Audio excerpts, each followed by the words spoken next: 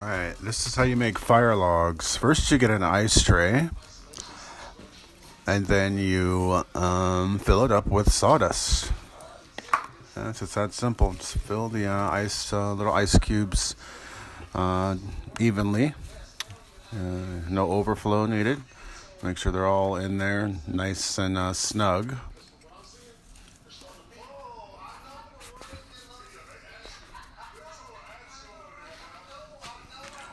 And take them over to your stove.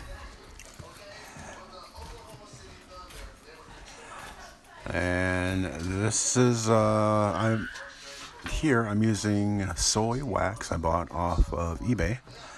And just goes right in the pan, and it flakes and turns into liquid pretty fast. After it's all melted, I'll take the pan and pour it into the ice cubes. Be careful not to splash around and make a mess. Using a metal pan underneath is a great idea. Try to make sure every single cube is filled up with wax.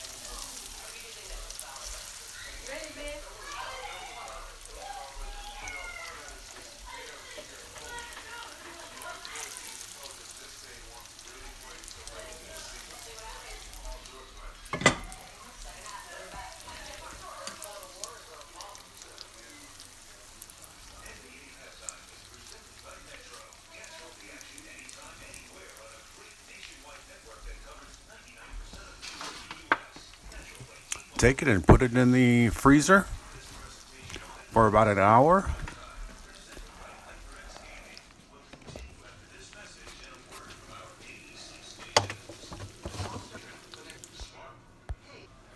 After about an hour, you can take it out and squeeze the ice tray just like you would ice.